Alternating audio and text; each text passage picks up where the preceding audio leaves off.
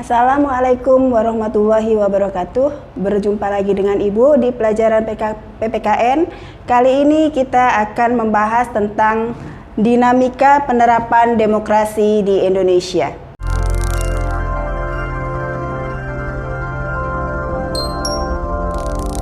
Oke, pada kesempatan kali ini kita akan membahas tentang demokrasi di Indonesia. Seperti yang sudah kita ketahui ya, bahwa demokrasi adalah merupakan tolok ukur bagi perkembangan politik di suatu negara. Begitu juga di Indonesia. Jadi yang akan kita bahas adalah penerapan demokrasi di Indonesia. Nah, yang kita bahas pertama adalah prinsip-prinsip demokrasi, kemudian yang kedua demokratisasi di Indonesia. Oke, yang pertama kita akan bahas tentang prinsip-prinsip demokrasi. Jadi menurut Alamudi itu ada 11 prinsip-prinsip demokrasi ya, yang kemudian akhirnya kita kenal sebagai Soko Guru Demokrasi.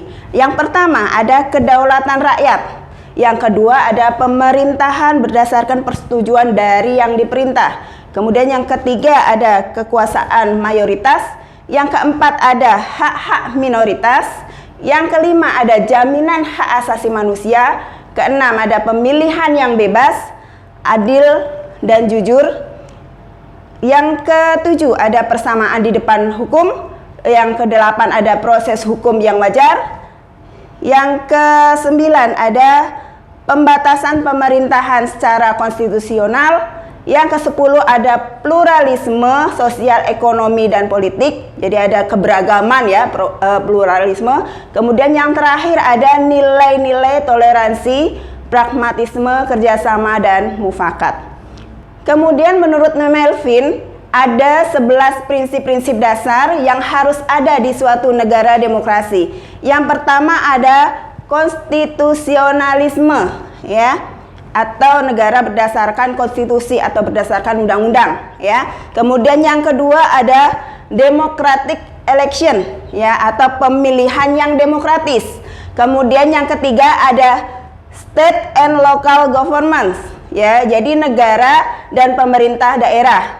Kemudian yang keempat ada creation of law atau pembuatan hukum. Dan yang kelima ada an independent judiciary atau peradilan yang independen atau tidak memihak ya. Kemudian yang keenam ada power of presidency atau kekuasaan presiden. Yang ketujuh ada role of a free media atau media yang bebas. Yang kedelapan ada role of interest group atau peran kelompok kepentingan. Yang kesembilan ada public right to know atau hak publik untuk tahu. Jadi masyarakat mempunyai hak untuk tahu ya. Kemudian yang ke-10 ada protecting minority rights atau melindungi hak-hak minoritas. Dan yang terakhir ada civilian control of the military atau ada kontrol sipil terhadap militer. Oke, kemudian yang kedua kita akan membahas tentang demokratisasi di Indonesia. Jadi langkah awal demokratisasi di Indonesia itu dimulai saat diterbitkannya Maklumat Wakil Presiden nomor 10 tanggal 3 November tahun 45 ya, yang berisi anjuran untuk membentuk partai politik. Kemudian terbitnya Undang-Undang nomor 7 tahun 53 yang kemudian menetapkan pelaksanaan pemilu pertama di Indonesia pada tahun 55 ya, yang diikuti oleh lebih dari 30 peserta dari perorangan atau independen dan partai politik. Kemudian pada masa Orde Baru dan era reformasi, pelaksanaan pemilu sebagai sarana demokrasi terselenggara dengan baik. Kemudian menurut Ahmad Sanusi ya, ada 10 pilar demokrasi konstitusional di Indonesia yang menurut Pancasila dan UUD 1945, yaitu yang pertama, demokrasi yang berketuhanan yang Maha Esa.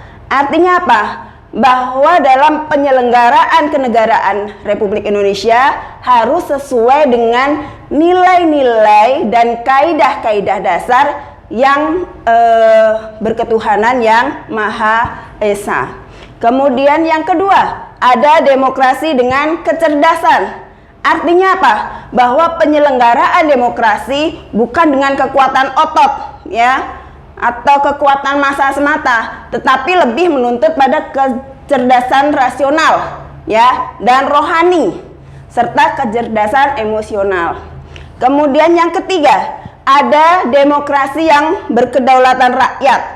Artinya apa? Bahwa di sini kekuasaan tertinggi itu berada di tangan rakyat, ya, di mana kedaulatan rakyat ini dipercayakan kepada para wakil rakyat di MPR, DPR, DPD, dan DPRD. Kemudian yang keempat, ada demokrasi dengan rule of law. Artinya apa? Bahwa demokrasi itu menjamin adanya tegaknya hukum atau menjamin supremasi hukum. Yang kelima adalah demokrasi dengan pemisahan kekuasaan negara. Artinya apa? Bahwa dalam penyelenggaraan negara terdapat pemisahan atau pembagian, ya, kekuasaan negara. Lebih tepatnya ke pembagian kekuasaan negara, ya, kalau di Indonesia. Jadi dengan sistem pengawasan dan perimbangan. Jadi dengan sistem check and balance. Kemudian yang keenam, adanya demokrasi dengan hak asasi manusia. Artinya bahwa dalam demokrasi terdapat pengakuan terhadap hak asasi manusia. Dan yang ketujuh, ada demokrasi dengan pengadilan yang independen. Artinya bahwa demokrasi menghendaki diberlakukannya sistem pengadilan yang independen atau tidak memihak, yang memberi peluang seluas-luasnya kepada semua pihak untuk menemukan hukum yang seadil-adilnya. Oke, kemudian yang kedelapan adalah demokrasi dengan otonomi daerah.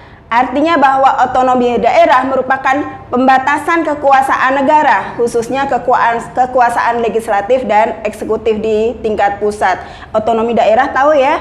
Otonomi daerah adalah pemberian kewenangan kepada daerah, ya, untuk mengatur daerahnya sendiri. Kemudian yang kesembilan adalah demokrasi dengan kemakmuran. Artinya bahwa demokrasi bukan hanya soal kewajiban, ya, dan tanggung jawab, bukan pula sebatas pembagian kekuasaan, tetapi menurut Undang-Undang Dasar 1945, demokrasi ditujukan untuk membangun negara yang makmur dan untuk sebesar-besarnya kemakmuran rakyat. Kemudian yang ke-10, demokrasi yang berkeadilan sosial. Artinya bahwa negara Republik Indonesia menggariskan keadilan sosial di antara berbagai kelompok, ya, golongan dan lapisan masyarakat. Tidak ada kelompok yang menjadi anak emas atau diberi keistimewaan atau hak-hak khusus. Demikian materi hari ini. Selamat belajar, tetap sehat, tetap semangat. Wassalamualaikum warahmatullahi wabarakatuh.